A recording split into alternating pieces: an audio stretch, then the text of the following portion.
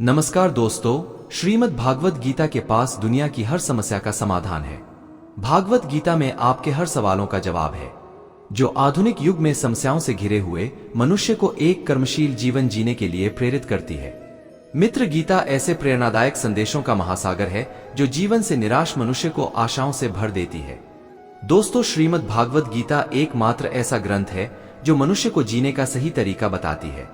गीता जीवन में धर्म, कर्म और प्रेम का पाठ पढ़ाती है। श्रीमद् भागवत गीता का ज्ञान मानव जीवन और जीवन के बाद का जीवन दोनों के लिए उपयोगी माना गया है। श्रीमद् भागवत गीता भगवान का श्वास है, हृदय है और भगवान की साक्षात मूर्ति है। दोस्तों, गीता भगवान का प्रधान रहस्यमय आदेश है। भागवत गीता में कुल 18 अध्याय है और 700 श्लोक है, जिससे सभी के लिए पढ़ पाना थोड़ा मुश्किल है। इसीलिए आज के इस बेहद ही खास वीडियो में हम श्रीमद् भागवत गीता के 35 विचारों के बारे में बात करने वाले हैं, जिन्हें जानकर आप श्रीमद् भागवत गीता का सही मतलब समझ पाएंगे। इसलिए इन विचारों को आप हर रोज जरूर सुने। तो चलिए जानते हैं भागवत गीता के 35 महत्वपूर्ण विचारों को। दोस्तों, भगवान श्री कृष्ण अर्जुन को उपदेश देते हुए कहते हैं कि हे अर्जुन, क्यों व्यर्थ चिंता करते हो? किससे व्यर्थ डरते हो? कौन तुम्हें मार सकता है? यह आत्मा अजर अमर है। आत्मा न तो मरता है और न ही जन्म लेता है, क्योंकि आत्मा अजन्मा, नित्य, सनातन और पुरातन है। शरीर के मारे जाने पर भी यह नहीं मरता। जिस प्रकार मनुष्य अपने पुराने वस्त्रों को त्याग कर नए वस्त्र धारण करता है, ठीक उसी प्रकार आत्मा पुराने व्यर्थ शरीर को त्याग कर नए शरीर को धारण करती है। दोस्तों, आत्मा को शस्त्र काट नहीं सकते और ना अग्नि इसे जला सकती है। जल इसे गीला नहीं कर सकता और ना ही वायु इसे सुखा सकती है। ये प्रकृति का नियम है। इस सत्य को स्वीकार करके भय मुक्त होकर आज में जीना चाहिए। ज्ञानी व्यक्ति ना तो मरने वाले का शोक करते हैं और ना ही उनका शोक करते हैं जो अभी जिंदा है, क्योंकि वो जानते हैं जो मर गया वो फिर से जन्म लेगा और जो जिंदा है वो एक दिन जरूर मरेगा। परंतु फिर भी अगर तुम इस आत्मा को सदा जन्म लेने वाला और सदा मरने वाला समझता है तो भी है महाबाव, तू इस प्रकार का शोक करने के योग्य नहीं है, क्योंकि इस मान्यता के अनुसार जन्मे हुए की मृत्यु निश्चित है और मरे हुए का जन्म लेना भी निश्चित है। हे अर्जुन, अपने धर्म से भाग कर तू भाई मत कर, क्योंकि एक क्षत्रिय के लिए धर्म युक्त योद्धा से बढ़कर दूसरा कोई कल्याणकारी कर्तव्य नहीं है। इसलिए हे पार्थ, अपने आप प्राप्त हुए और खोले हुए स्वर्ग के द्वार रूपी इस प्रकार के योद्धा को भाग्यवान क्षत्रिय लोग ही पाते हैं। किंतु अगर तुम इस धर्म युक्त योद्धा को नहीं करेगा तो स्वाधर्म और कीर्ति को खोकर पाप को प्राप्त होगा तथा युगों युगों तक तुम्हारे अपकीर्ति की चर्चा होगी। सम्मानित पुरुष के लिए अपकीर्ति मौत से भी बढ़कर है। या तो तुम युद्ध में मारा जाएगा और स्वर्ग को प्राप्त होगा, या तो संग्राम में जीतकर पृथ्वी का राज्य भोगेगा। इस कारण है अर्जुन, ओट और युद्ध कर। हार जीत, लाभ हानि और सुख दुख को समान समझकर युद्ध के लिए तैयार हो जा। इस प्रकार योद्धा करने से तू पाप को नहीं प्राप्त होगा और यही तुम्हारा सबसे बड़ा धर्म और कर्म है। कर्म पर ज्ञान देते हुए भगवान श्री कृष्ण कहते हैं कि हे अर्जुन, कर्म करो लेकिन फल की इच्छा मत रखो। अपने संपूर्ण कर्मों को भगवान को समर्पित करके करो। दोस्तों, जो मनुष्य इस प्रकार से कर्म करता है वह कर्मयोगी कहलाता है। कर्मयोगी की स्थिति इस संसार में एक दाता के समान है और वह कुछ पाने की कभी चिंता नहीं करता। वो जानता है कि वो दे रहा है और बदले में कुछ मांगता नहीं, और इसीलिए वह दुहक के चंगुल में नहीं पड़ता। कर्मयोगी कर्म का त्याग नहीं करता है, वह केवल कर्म फल का त्याग करता है और कर्म जनित दुखों से मुक्त हो जाता है। कर्म फल का त्याग कर धर्म निरपेक्ष कार्य का संपादन भी पूजा के समान हो जाता है। दोस्तों, संसार का कोई कार्य ब्राह्मण से अलग नहीं है, इसलिए कार्य की प्रकृति कोई भी हो, निष्काम कर्म सदा ईश्वर को ही समर्पित हो जाता है। पुनर्जन्म का कारण वासनाओं या अतिरिक्त कामनाओं का संचय है।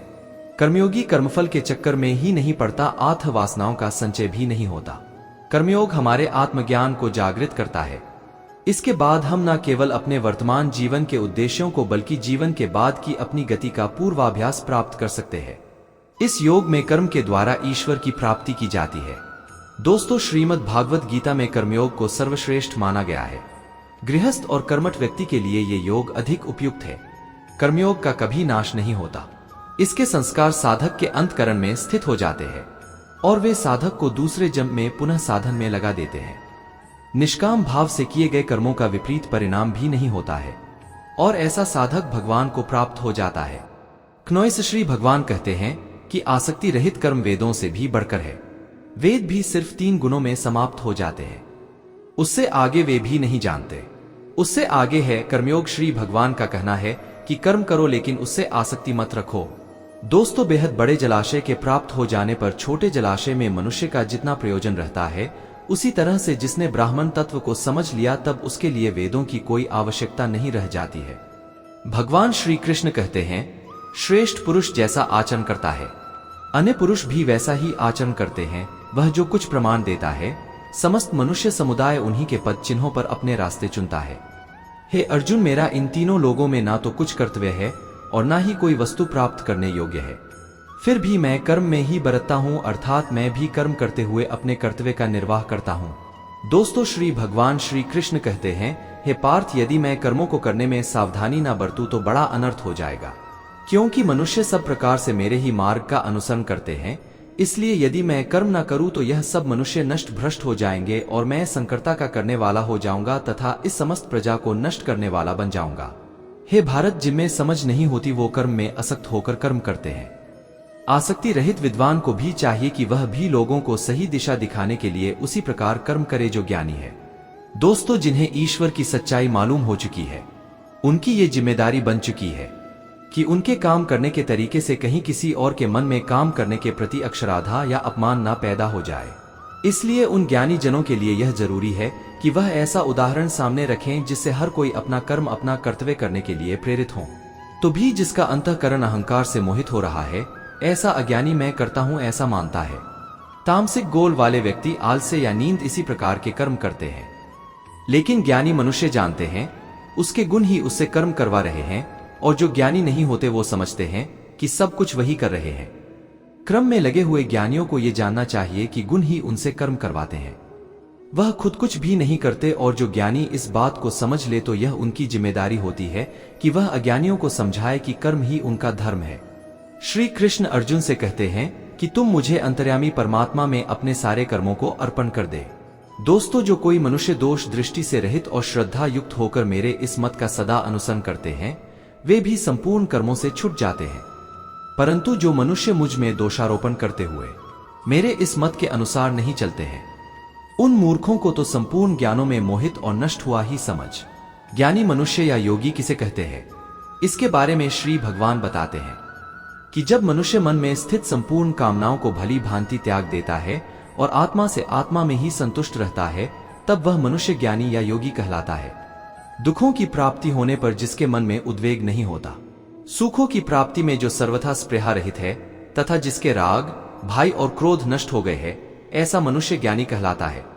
दोस्तों, जो मनुष्य सर्वत्र स्नेह रहित होकर शुभ या अशुभ वस्तु को प्राप्त होकर न प्रसन्न होता है और न द्वेष करता है, वह ज्ञानी है। जिस प्रकार कछुआ सब ओर से अपने अंगों को समेट लेता है, वैसे ही जब कोई मनुष्य इंद्रियों के विषयों से इंद्रियों को सब प्रकार से हटा लेता है, तब वह स्थिर बुद्धि मनुष्य ज्ञानी के समान है, ऐसा समझना चाहिए। इसलिए साधक को चाहिए कि वो उन संपूर्ण इंद्रियों को वश में करके समाहित चित होकर मेरा ध्यान करे, क्योंकि जिस पुरुष की इंद्रिया वश में होती है उसी की बुद्धि स्थिर हो जाती है। दोस्तों, विषयों का चिंतन करने वाले पुरुष की उन विषयों में आसक्ति हो जाती है, आसक्ति से उन विषयों की कामना उत्पन्न होती है, और कामना में पड़ने से क्रोध उत्पन्न होता है, क्रोध से भ्रम पैदा होता है, स्मृति में भ्रम हो जाने से बुद्धि का नाश हो जाता है, और बुद्धि का नाश हो जाने से उस पुरुष का पतन हो जाता है। दोस्तों, जिस प्रकार हवा के झोंके नाव को भटका देती है, ठीक उसी प्रकार मनुष्य की इंद्रिया उसकी बुद्धि को भटका देती है। इसलिए है महाबाहु, जिस पुरुष की इंद्रिया उसके बस में होती है उसी की बुद्धि स्थिर है, और वही पुरुष योगी या ज्ञानी कहलाता है। दोस्तों, भगवान श्री कृष्ण कहते हैं, जिस प्रकार समुद्र की स्थिति अचल है, बारी से भारी आंधी तूफान आने पर या अनेक नदियों के जल प्रवाह उसमें प्रविष्ट होने पर भी वो अपनी स्थिति से विचलित नहीं होता, मर्यादा का त्याग नहीं करता, उसी प्रकार पर महात्मा के स्वरूप में स्थित योगी की स्थिति भी सर्वथा अचल होती है। बड़े से बड़े सांसारिक सुख दुखों का सहयोग वियोग होने पर भी उसकी स्थिति में जरा भी अंतर नहीं पड़ता। वह योगी परमात्मा में नित्य निरंतर अटल और एक रस स्थित रहता है। दोस्तों, जो मनुष्य संपूर्ण कामना को त्याग कर ममता रहित, अहंकार रहित और स्प्रेह रहित होकर विचरण करता है, वही मनुष्य शांति को प्राप्त कर पाता है। मन पर नियंत्रण रखना जरूरी है। मनुष्य का मन वायु की तरह चंचल है। यह मन ही है जो मनुष्य को काम वासनाओं की तरफ भटकाता रहता है। अगर जीवन को सफल बनाना है तो मन पर काबू करना बहुत जरूरी है। मन को वश में करने से दिमाग की शक्ति केंद्रित होती है, जिससे कार्यों में सफलता मिलने लगती है। गीता के अनुसार दोस्तों, जिस व्यक्ति ने अपने मन पर काबू पा लिया, वह मन में पैदा होने वाली बेकार की चिंताओं और इच्छाओं से भी दूर रहता है। साथ ही व्यक्ति अपने लक्ष्य को भी आसानी से प्राप्त कर लेता है। अगर मन को वश में नहीं करोगे तो वह तुम्हारा सबसे बड़ा शत्रु बन जाएगा। हमेशा शक करने वाला व्यक्ति कभी शांति प्राप्त नहीं कर पाता है, इसलिए संदेह करने से बचें। दोस्तों, जो हुआ वो अच्छा हुआ, जो हो रहा है वो अच्छा हो रहा है, जो होगा वो भी अच्छा ही होगा। तुम भूत का पश्चाताप ना करो, भविष्य की चिंता ना करो। अभी तो वर्तमान चल रहा है। तुम्हारा क्या गया जो तुम रोते हो? तुम क्या लाए थे जो तुमने खो दिया? तुमने क्या पैदा किया था जो नाश हो गया? ना तुम कुछ लेकर आए ना कुछ लेकर जाओगे। जो लिया यहीं से लिया, जो दिया यहीं पर दिया, जो लिया इसी संसार से लिया, जो दिया इसी संसार को दिया। तुम खाली हाथ आए थे और खाली हाथ चले जाओगे। जो आज तुम्हारा है कल वो किसी और का था, परसों किसी और का होगा। मित्र, तुम इसे अपना समझकर मग्न हो रहे हो। बस यही प्रसन्नता तुम्हारे दुखों का कारण है। परिवर्तन संसार का नियम है। एक क्षण में तुम करोड़ों के स्वामी बन जाते हो, दूसरे ही क्षण में तुम दरिद्र हो जाते हो। मेरा तेरा छोटा बड़ा अपना पर आया, मन से मिटा दो, फिर सब तुम्हारा है। दोस्तों, भगवान श्री कृष्ण कहते हैं कि मैं ही सबकी शुरुआत हूं। मैं शुरुआत से पहले भी था और सब खत्म होने के बाद भी रहूंगा। सब मुझ में है और मैं सब में हूं। ये धरती, चंद्रमा, सूरज, मिट्टी, हवा, पानी सब मैंने बनाए हैं। मैंने ही भगवान, शैतान, राक्षस और इंसान बनाया। मैं ही ब्रह्मा हूं, मैं ही विष्णु हूं और मैं ही महेश हूं। मैं धरती की मधुर सुगंध हूं, मैं अग्नि की उष्मा हूं। सभी जीवित प्राणियों का जीवन और सन्यासियों का आत्म संयम भी मैं ही हूं। मैं ही सबका पालन पोषण करता हूं और मैं ही सबका विनाश करता हूं। मैं धरती के सभी प्राणियों को जानता हूं, लेकिन वास्तविकता में मुझे कोई नहीं जानता। जब जब इस धरती पर पाप, अहंकार और अधर्म बढ़ेगा तो उसका विनाश कर पुनः धर्म की स्थापना करने हेतु मैं अवश्य अवतार लेता रहूंगा। कान्हा कहते हैं, जिस प्रकार प्रकाश की ज्योति अंधेरे में चमकती है, ठीक उसी प्रकार सत्य भी चमकता है। तन की सुंदरता मन को आकर्षित करती है, जबकि स्वभाव की सुंदरता हृदय को आकर्षित करती है। इसीलिए मनुष्य का स्वभाव हमेशा निर्मल होना चाहिए। कौन क्या कर रहा है, कैसे कर रहा है और क्यों कर रहा है, इन सबसे आप जितना दूर रहेंगे उतना ही खुश रहेंगे। मनुष्य अपने हृदय से जो दान कर सकता है वो अपने हाथों से नहीं कर सकता, और मौन रहकर जो कुछ वो कह सकता है वो शब्दों से नहीं कह सकता। दोस्तों, किसी भी व्यक्ति को ना तो समय से पहले और ना ही भाग्य से अधिक कुछ मिलता है, लेकिन उसे पाने के लिए सदैव प्रयत्नशील रहना चाहिए। भगवान श्री कृष्ण कहते हैं, जिस मनुष्य के अंदर ज्ञान की कमी और ईश्वर में श्रद्धा नहीं होती, वो मनुष्य जीवन में कभी भी आनंद और सफलता को प्राप्त नहीं कर पाता। मोह विनाश का कारण होता है। मनुष्य के दुखों का मूल कारण उसका मोह ही है। वो जितना अधिक मोह करेगा उतना ही अधिक कष्ट भी भोगेगा। दोस्तों, ज्यादा खुश होने पर और ज्यादा दुखी होने पर निर्णय नहीं लेना चाहिए, क्योंकि ये दोनों परिस्थितियां आपको सही निर्णय नहीं लेने देती है। जो व्यक्ति आध्यात्मिक जागरूकता के शिखर तक पहुंच चुके हैं, उनका मार्ग है निस्वार्थ कर्म, और जो भगवान के साथ संयोजित हो चुके हैं उनका मार्ग है स्थिरता और शांति। दोस्तों, मानव कल्याण ही भागवत गीता का प्रमुख उद्देश्य है। इसलिए मनुष्य को अपने कर्तव्यों का पालन करते समय मानव कल्याण को प्राथमिकता देना चाहिए। हे अर्जुन, वह जो वास्तविकता में मेरे उत्कृष्ट जन और गतिविधियों को समझता है, वह शरीर त्यागने के बाद पुनः जन्म नहीं लेता और मेरे परम धाम को प्राप्त होता है। वह व्यक्ति जो सभी इच्छाएं त्याग देता है और मैं और मेरा की लालसा और भावनाओं से मुक्त हो जाता है, उससे अपार शांति की प्राप्ति होती है। संयम, सदाचार, स्नेह एवं सेवा ये गुण सत्संग के बिना नहीं आते। ईश्वर से किए गए प्रार्थना से इंसान की परिस्थिति या तकदीर बदले या ना बदले, पर उस प्रार्थना से इंसान के चरित्र में जरूर बदलाव आता है। दोस्तों, भगवान श्री कृष्ण कहते हैं, हे अर्जुन, जो भक्त मुझे जिस प्रकार भजते हैं, मैं भी उनको उसी प्रकार भजता हूं, क्योंकि सभी मनुष्य सब प्रकार से मेरे ही मार्ग का अनुसरण करते हैं। इस मनुष्य लोक में कर्मों के फल को चाहने वाले लोग देवताओं का पूजन किया करते हैं, क्योंकि उनको कर्मों से उत्पन्न होने वाली सिद्धि शीघ्र मिल जाती है। दोस्तों, ब्राह्मण, क्षत्रिय, वैश्य और इन 4 वर्णों का समूह गुण और कर्मों के अनुसार मेरे द्वारा रचा गया है। इस प्रकार वो सृष्टि रचना दी। कर्म का कर्ता होने पर भी मुझ अविनाशी परमेश्वर को तू वास्तव में अकर्ता ही जान, जिसमें अपने मन और इंद्रियों को जीत लिया है और जिसने समस्त भोगों की सामग्री का परित्याग कर दिया है। ऐसा आशा रहित पुरुष केवल शरीर संबंधी कर्म करता हुआ भी पापों को नहीं प्राप्त होता है। दोस्तों, जिसको बिना मांगे जो मिले उसी में संतुष्ट रहता है, जो ना किसी से ईर्ष्या करता है और ना द्वेष, जो सुख दुख को एक समान भाव से देखता है, ऐसा मनुष्य कर्मयोगी कहलाता है।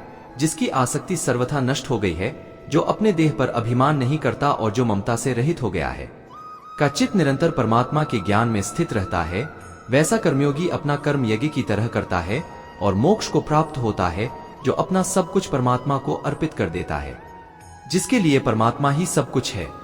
दोस्तों, श्री कृष्ण कहते हैं, अपनी इंद्रियों को वश में करने का सबसे बड़ा तरीका है ज्ञान। ज्ञान से ही योगी लोग अपने मन को नियंत्रण में करते हैं। जब भी कोई बुरा विचार आता है तो उनका ज्ञान ही उसे बताता है कि उनका लक्ष्य यह नहीं है। भगवान श्री कृष्ण कहते हैं, यदि कोई मनुष्य सब पापियों से भी अधिक पाप करने वाला है तो भी वह ज्ञान रूपी नाव द्वारा परमात्मा की भक्ति करके पाप रूपी समुद्र से तर जाता है, क्योंकि जिस प्रकार प्रज्वलित अग्नि ईंधनों को भस्मय कर देता है, वैसे ही ज्ञान रूप अग्नि संपूर्ण कर्मों को भस्मय कर देता है और मनुष्य परमात्मा को प्राप्त हो जाता है, जिसने अपनी इंद्रियों को जीत लिया है। दोस्तों, मनुष्य ज्ञान को प्राप्त होता है और भगवान की प्राप्ति कर परम शांति को प्राप्त हो जाता है। विवेकहीन और श्रद्धा रहित और संशय युक्त मनुष्य इस ज्ञान को कभी प्राप्त नहीं कर पाता है। ऐसे संशय युक्त मनुष्य के लिए न ये लोक है, ना परलोक है और ना सुख ही है।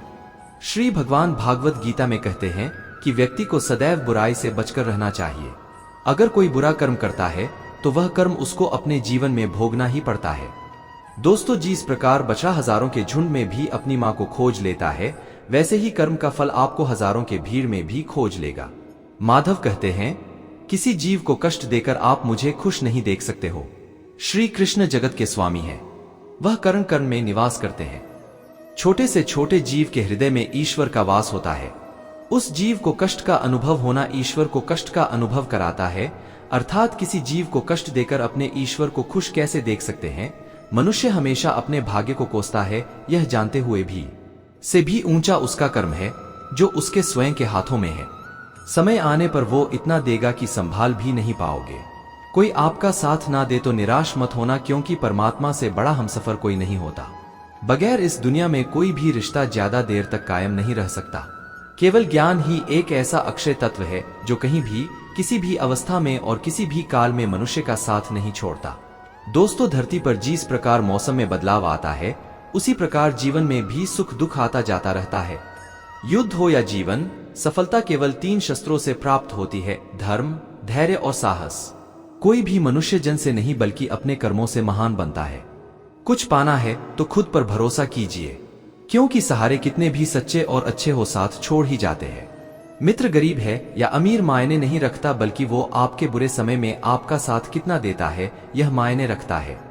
धर्म चाहे जो भी हो, अच्छे इंसान बनो, हिसाब हमारे कर्म का होगा, धर्म का नहीं।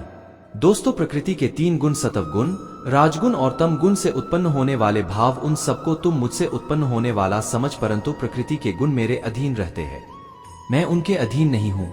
प्रकृति के इन तीनों गुणों से उत्पन्न भावों द्वारा संसार के सभी जीव मोहग्रस्त रहते हैं, इस कारण वे मुझ परम अविनाशी को नहीं जान पाते हैं। इसलिए हे अर्जुन, इन तीनों दिव्य गुणों से युक्त मेरी माया को पार कर पाना असंभव है, परंतु जो मनुष्य मेरे शरणागत हो जाते हैं वह मेरी इस माया को आसानी से पार कर जाते हैं। दोस्तों, मनुष्यों में अधर्मी और दुष्ट स्वभाव वाले मूर्ख लोग मेरी शरण ग्रहण नहीं करते हैं। ऐसे नास्तिक स्वभाव धारण करने वालों का ज्ञान मेरी माया द्वारा हर लिया जाता है।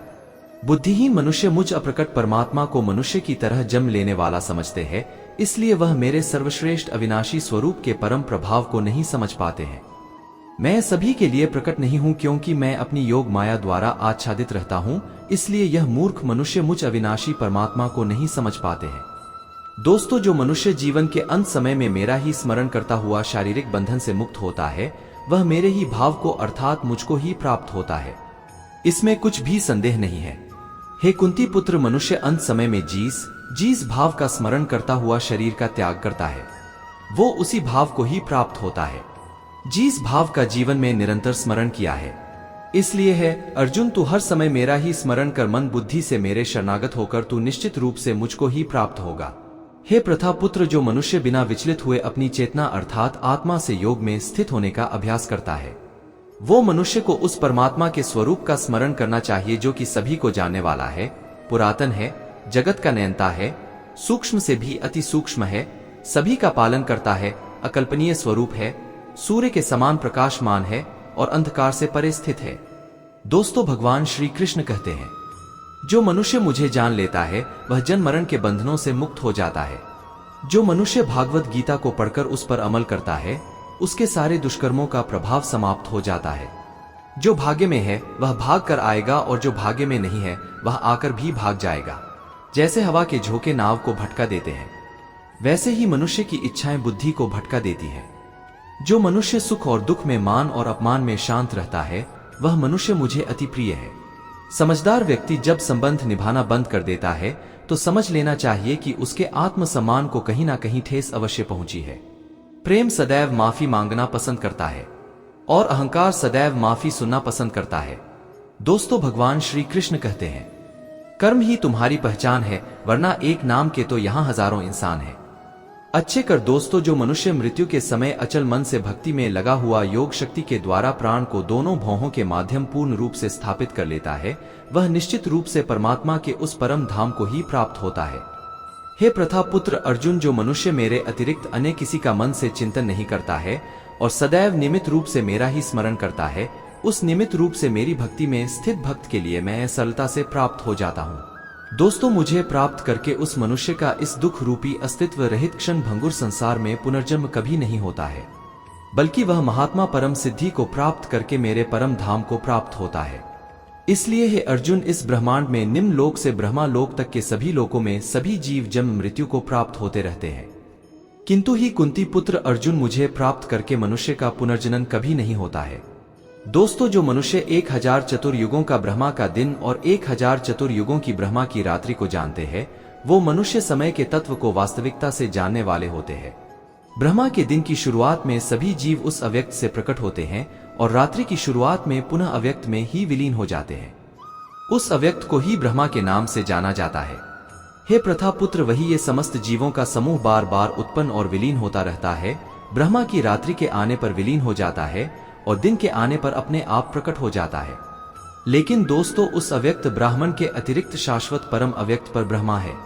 वह पर ब्रह्मा सभी जीवों के नाश होने पर भी कभी नष्ट नहीं होता है।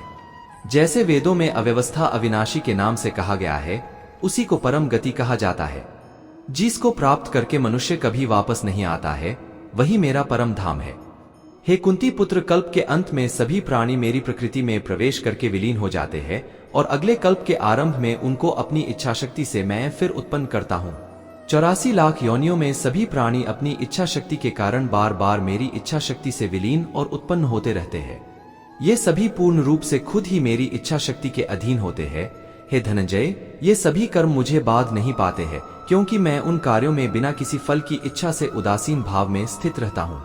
हे कुंती पौत्र, मेरी अधीनता में मेरी अपराशक्ति सभी चर तथा अचर जीव उत्पन्न और विनिष्ट करती रहती है। दोस्तों, इसी कारण से यह संसार परिवर्तनशील है। इसलिए वह सभी मनुष्य जीवात्माओं का परम ईश्वर वाले मेरे स्वभाव को नहीं समझ पाते हैं। दोस्तों, ऐसे मनुष्य कभी न पूर्ण होने वाली आशा में, कभी न पूर्ण होने वाले कर्मों में और कभी न प्राप्त होने वाले ज्ञान में मोहग्रस्त होकर मेरी मोहने वाली भौतिक प्रकृति की ओर आकृष्ट होकर निश्चिंत रूप से राक्षसी प्रवृत्ति और आसुरी स्वभाव धारण किए रहते हैं। हे प्रथा पुत्र, मोह से मुक्त हुए महापुरुष देवीय स्वभाव को धारण करके मेरी शरण ग्रहण करते हैं और मुझको सभी जीवात्माओं का उद्गम जानकर अन्य भाव से मुझ अविनाशी का स्मरण करते हैं।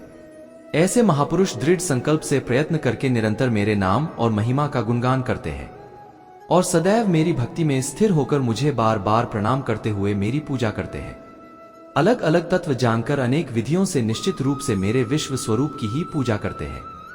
हे अर्जुन, मैं ही वैदिक कर्मकांड को करने वाला हूँ, मैं ही यज्ञ हूँ, मैं ही पितरों को दिए जाने वाला तर्पण हूँ। दोस्तों, मैं ही जड़ी बूटी रूप में औषधि हूँ, मैं ही मंत्र हूँ, मैं ही घृत हूँ, मैं ही अग्नि हूँ और मैं ही हवन में दी जाने वाली आहुति हूँ। इस संपूर्ण ब्रह्मांड का मैं ही पालन करने वाला पिता हूँ, मैं ही उत्पन्न करने वाली माता हूँ, मैं ही मूल स्रोत दाता हूँ, मैं ही इसे धारण करने वाला हूँ, मैं ही पवित्र करने वाला ओंकार शब्द से जानने योग्य हूँ, मैं ही सभी प्राप्त होने वाला परम लक्ष्य हूँ, मैं ही सभी का भरण पोषण करने वाला हूँ, मैं ही सभी का स्वामी हूँ, मैं ही सभी के अच्छे बुरे कर्मों को देखने वाला हूँ, मैं ही सभी का परम धाम हूँ, मैं ही सभी की शरण स्थली हूँ, मैं ही सभी से प्रेम करने वाला घनिष्ठ मित्र हूँ, मैं ही सृष्टि को उत्पन्न करने वाला हूँ। मैं ही सृष्टि का सहार करने वाला हूँ। मैं ही सभी का स्थिर आधार हूँ। मैं ही सभी को आश्रय देने वाला हूँ। हे अर्जुन, मैं ही सूर्य रूप में तपकर जल को भाप रूप में रोक कर बारिश रूप में उत्पन्न होता हो। मैं ही निश्चित रूप से अमर तत्व हो, मैं ही मृत तत्व हो, मैं ही सत्य रूप में तत्व हो और मैं ही असत्य रूप में पदार्थ हूँ। दोस्तों, जो मनुष्य तीनों वेदों के अनुसार यज्ञों के द्वारा मेरी पूजा करके सभी पापों से पवित्र होकर स्वर्गलोकों की प्राप्ति के लिए प्रार्थना करते हैं, वह मनुष्य अपने पुण्यों के फलस्वरूप इंद्रलोक में जन्म को प्राप्त होकर स्वर्ग में देवी देवताओं वाले सुखों को भोगते हैं। वह जीवात्मक उस विशाल स्वर्ग लोक के सुखों का भोग करके पुण्य फलों के समाप्त होने पर इस मृत्यु लोक में पुनः जन्म को प्राप्त होते हैं। दोस्तों, इस प्रकार तीनों वेदों के सिद्धांतों का पालन करके सांसारिक सुख की कामना वाले मनुष्य बार बार जन्म और मृत्यु को प्राप्त होते रहते हैं। जो मनुष्य एकमात्र मुझे लक्ष्य मानकर अन्य भाव से मेरा ही स्मरण करते हुए कर्तव्य कर्म द्वारा पूजा करते हैं, जो सदैव निरंतर मेरी भक्ति में लीन रहता है, दोस्तों, उस मनुष्य की सभी आवश्यकता है और सुरक्षा की जिम्मेदारी मैं स्वयं निभाता हूँ। मेरे ऐश्वर्य के प्रभाव को ना तो कोई देवतागण जानते हैं और ना ही कोई महान ऋषिगण ही जानते हैं, क्योंकि मैं ही सभी प्रकार से देवताओं और महर्षियों को उत्पन्न करने वाला हूँ। वो मृत्यु को प्राप्त होने वाला मनुष्य मोह से मुक्त होकर सभी पापों से मुक्त हो जाता है। हे अर्जुन, संशय को मिटाने वाली बुद्धि, मोह से मुक्ति दिलाने वाला ज्ञान, क्षमा का भाव, सत्य का आचरण, इंद्रियों का नियंत्रण, मन की स्थिरता, सुख दुख की अनुभूति, जन्म मृत्यु का कारण भय, अभय की चिंता, अहिंसा का भाव, समानता का भाव, संतुष्ट होने का स्वभाव, तपस्या की शक्ति, दानशीलता का भाव और यश अपयश की प्राप्ति में जो भी कारण होते हैं, ये सभी मनुष्यों के अनेकों प्रकार के भाव मुझसे ही उत्पन्न होते हैं। सातों महान ऋषि और उनसे भी पहले उत्पन्न होने वाले चारों संकादि को मारो तथा स्वयं भूम आदि, ये सभी मेरे मन की इच्छा शक्ति से उत्पन्न हुए हैं। संसार के सभी लोगों के समस्त जीव इन्हीं की ही संतानें हैं। दोस्तों, जो मनुष्य मेरी इस विशेष ऐश्वर्यपूर्ण योग शक्ति को तत्व सहित जानता है, वह स्थिर मन से मेरी भक्ति में स्थित हो जाता है। मैं ही संपूर्ण जगत की उत्पत्ति का कारण हूँ और मुझसे ही संपूर्ण जगत की क्रियाशीलता है। इस प्रकार मानकर विद्वान मनुष्य अत्यंत भक्ति भाव से मेरा ही निरंतर स्मरण करते हैं। दोस्तों, जिन मनुष्यों के चित्त मुझ में स्थिर रहते हैं और जिन्होंने अपना जीवन मुझको ही समर्पित कर दिया है, वह भक्तजन आपस में एक दूसरे को मेरा अनुभव कराते हैं। वह भक्त मेरा ही गुणगान करते हुए निरंतर संतुष्ट रहकर मुझ में ही आनंद की प्राप्ति करते हैं, जो सदैव अपने मन को मुझ में स्थित रखते हैं। उन भक्तों को मैं वह बुद्धि प्रदान करता हूं जिससे वो मुझको ही प्राप्त होते हैं और बुरे लोग हमेशा बुरे कर्म करते हैं, फिर भी वह जीवन में सुखी और संपन्न रहते हैं, जबकि अच्छे लोग जीवन भर अच्छे कर्म करते हैं, फिर भी उसे अपमान और दर्द ही मिलता है। अक्सर लोगों के मन में ऐसा सवाल रहता है कि जो लोग अच्छे कर्म करते हैं वह परेशान रहते हैं, वही जो बुरे कर्म करते हैं वह खुशी से रह रहे होते हैं, जबकि जो अधर्म की राह में है वह खुश है और जिंदगी का लुत्फ उठा रहे हैं। अक्सर लोग सोचते हैं कि अब अच्छाई का जमाना ही नहीं रहा। अगर आपके मन में भी यह सवाल आया है तो आज आप इसका जवाब सुन लीजिए। ये जवाब वो है जो भागवत गीता में लिखा है। दोस्तों, श्री कृष्ण ने अर्जुन को दिया था। भागवत गीता में वर्णित कथा के अनुसार जब भी अर्जुन के मन में कोई दुविधा होती थी तो वो श्री कृष्ण के पास पहुंच जाते थे। एक बार की बात है, अर्जुन ने भगवान श्री कृष्ण के समीप आकर कहा कि वो दुविधा में है और इसका जवाब वो श्री कृष्ण से चाहते हैं। श्री कृष्ण ने पूछा कि क्या सवाल है। अर्जुन ने कहा, मुझे ये जानना है कि अच्छे लोगों के साथ हमेशा बुरा ही क्यों होता है, वही बुरे लोग खुशहाल देखते हैं। अर्जुन के मुंह से ऐसी बातें सुनकर श्री कृष्ण मुस्कुराए और कहा, मनुष्य जैसा सोचता है और महसूस करता है वैसा कुछ नहीं होता है, बल्कि अज्ञानता की वजह से वो सच्चाई नहीं समझ पाता है। अर्जुन उनकी ये बात समझ नहीं पाए। दोस्तों, श्री कृष्ण ने अर्जुन से कहा कि है पार्थ, मैं तुम्हें एक कथा सुनाता हूँ, उसे सुनकर तुम समझ जाओगे कि हर प्राणी को उसके कर्म के हिसाब से ही फल मिलता है। अब वो मनुष्य की इच्छा पर निर्भर करता है कि उसे धर्म की राह चुनी है या अधर्म की कथा शुरू करते हुए श्री कृष्ण ने कहा, एक नगर में दो पुरुष रहा करते थे। एक पुरुष व्यापारी था जिसके जीवन में धर्म की बहुत महत्ता थी। वो पूजा पाठ में यकीन रखता था। वो हर रोज मंदिर जाता था और दान धर्म भी करता था और हर रोज भगवान की पूजा करता था। वही दूसरा पुरुष बिल्कुल विपरीत था। वो हर रोज मंदिर तो जाता था लेकिन पूजा करने नहीं, बल्कि मंदिर के बाहर से जूते चप्पल चुराने। उसे दान और धर्म से कोई लेना देना नहीं था। समय बीतता गया और एक दिन बहुत जोर की बारिश हो रही थी। दोस्तों, इस वजह से मंदिर में पुजारी के अलावा कोई नहीं था। ये बात जब दूसरे पुरुष को पता चली तो उसने कहा कि ये सही मौका है मंदिर का धन चुराने का। पंडित से नजर बचाकर उसने मंदिर का सारा धन चुरा लिया। उसी समय धर्म कर्म में विश्वास रखने वाला व्यक्ति भी मंदिर पहुंचा। दुर्भाग्य से मंदिर के पुजारी ने उसे ही चोर समझ लिया और चिल्लाने लगे। वहां लोग एकत्र हो गए और उसे बहुत मारा। दोस्तों, किसी तरह वो बचते बचाते वहां से निकला तो दुर्भाग्य ने उसका साथ वहां भी नहीं छोड़ा। मंदिर के बाहर वो एक गाड़ी से टकरा गया और घायल हो गया। फिर वो व्यापारी लंगड़ाते हुए घर जाने लगा तो रास्ते में उसकी मुलाकात उस पुरुष से हुई जिसने मंदिर से धन चुराया था। उसने कहा, आज तो मेरी किस्मत चमक गई, एक साथ इतना सारा धन मिल गया। यह सब देखकर उसे बहुत बुरा लगा और उसने अपने घर से भगवान की सारी तस्वीरें निकाल दी। कुछ सालों बाद दोनों की पुरुषों की मृत्यु हो गई। दोस्तों, मरने के बाद जब दोनों यमराज की सभा में पहुंचे और भले पुरुष में दूसरे व्यक्ति को देखा तो उसे बहुत गुस्सा आया। उसने क्रोधित होकर यमराज से पूछ ही लिया, मैं तो हमेशा अच्छे कर्म करता था, दान में विश्वास रखता था, उसके बदले जीवन भर मुझे अपमान और दर्द ही मिला और इस व्यक्ति को नोटों से भरी पोटली, आखिर ऐसा भेदभाव क्यों? इस पर यमराज ने कहा, पुत्र तुम गलत समझ रहे हो। जिस दिन तुम्हारी गाड़ी से टक्कर हुई थी वो दिन तुम्हारे जीवन का आखिरी दिन था, परंतु तुम्हारे अच्छे कर्मों की वजह से तुम्हारी मौत सिर्फ एक छोटी से चोट में बदल गई। तुम इस दुष्ट व्यक्ति के बारे में जानना चाहते हो? दरअसल इसके भाग्य में राज्य योग था, मगर इसके कुकर्मों और अधर्म की वजह से वह सिर्फ एक छोटी सी धन की पोटली में बदल गया। कथा सुनाने के बाद श्री कृष्ण ने अर्जुन से कहते हैं, पार्थ, क्या अब तुम्हें तुम्हारे सवाल का जवाब मिल गया? ऐसा सोचना कि भगवान तुम्हारे कर्मों को नजरअंदाज कर रहे हैं, यह बिल्कुल भी सत्य नहीं है। दोस्तों, भगवान हमें कब क्या किस रूप में दे रहा है मनुष्य को समझ में नहीं आता है, मगर आप अच्छे कर्म करते रहे तो भगवान की कृपा हमेशा बनी रहती है। इसलिए अपने अच्छे कर्मों को बदलना नहीं चाहिए, क्योंकि उसका फल हमें इसी जीवन में मिलता है। इसलिए दोस्तों, मनुष्य का फर्ज है कि वो हमेशा अच्छे कर्म करते रहे, क्योंकि श्री कृष्ण ने गीता में भी बताया है कि किसी के द्वारा किया गया कर्म बेकार नहीं जाता है, चाहे वो अच्छा हो या बुरा। दोस्तों, ऐसे मनुष्य की बुद्धि विपरीत हो जाती है। वे लौकिक और पावरलौकिक सब प्रकार के सुख साधनों को विपरीत ही समझने लगते हैं। इसी कारण वे विपरीत आचरणों में प्रवृत्त हो जाते हैं। इसके फलस्वरूप उनका इस लोक में और परलोक में पतन हो जाता है। वे अपनी वर्तमान स्थिति से भी भ्रष्ट हो जाते हैं। दोस्तों, मरने के बाद उनको अपने कर्मों का फल भोगने के लिए सुकर कुकर आदि नीचियों में जन्म लेना पड़ता है या घोर नरक में पड़कर भयानक यातनाएं भोगनी पड़ती है। मनुष्य मेरी जिस भी रूप की पूजा करते हैं, मैं भी उनको उनकी भावना के अनुसार उसी रूप में दर्शन देता हूँ। मनुष्य जिस भाव से मेरी उपासना करते हैं, मैं उनके उस भाव का ही अनुसरण करता हूं। जो मेरा चिंतन करता है उसका मैं चिंतन करता हूं, जो मेरे लिए व्याकुल होता है उसके लिए मैं भी व्याकुल हो जाता हूं। दोस्तों, जो मुझे अपना सर्वस्व अर्पण देता है, मैं भी उसे अपना सर्वस्व अर्पण कर देता हूं। ना तो मैं किसी के भाग्य का निर्माण करता हूं, मनुष्य अपने द्वारा किए कर्मों का ही फल भोगता। अगर आपको हमारा ये वीडियो पसंद आया तो कमेंट में जय श्री राधे कृष्ण लिखे और ऐसे ही प्रेरणादायक वीडियो देखने के लिए हमारे चैनल LSGD को सब्सक्राइब कर ले। जय श्री राधे कृष्ण।